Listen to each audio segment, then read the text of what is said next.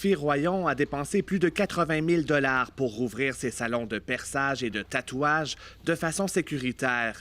Mais la région de Waterloo a décidé de ne pas passer à la deuxième étape du déconfinement, du moins pas avant la mi-juillet. Ça fait pas de sens.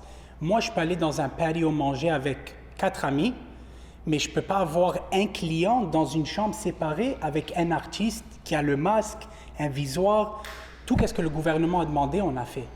Même son de cloche chez les salons de coiffure de la région, qui se disent prêts à accueillir des clients, avec des séparateurs en plexiglas et une plus grande distance entre les stations.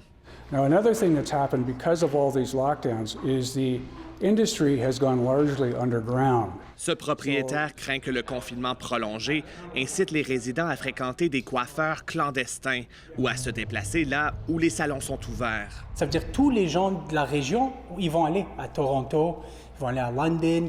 Près du quart des Ontariens infectés et hospitalisés en ce moment se trouvent dans les 3 hôpitaux de Waterloo. Faute de lits, certains patients ont même dû être transférés vers des hôpitaux de London, situés à plus de 100 km d'ici. This is Delta in the region.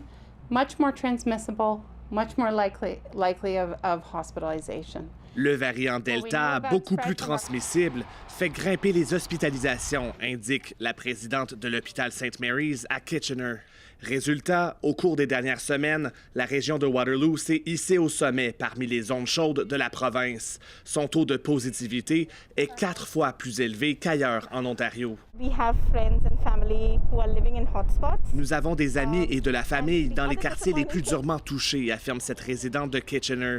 Elle dit que c'est frustrant de voir des gens se rassembler et ne pas respecter les consignes sanitaires. We see, many people not following protocols.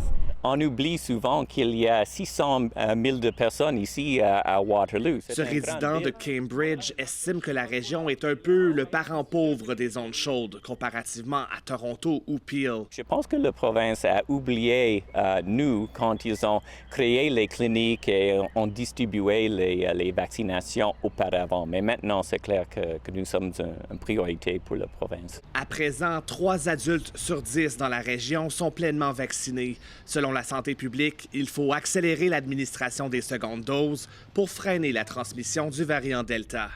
Ici Philippe de Montigny, Radio-Canada, Waterloo.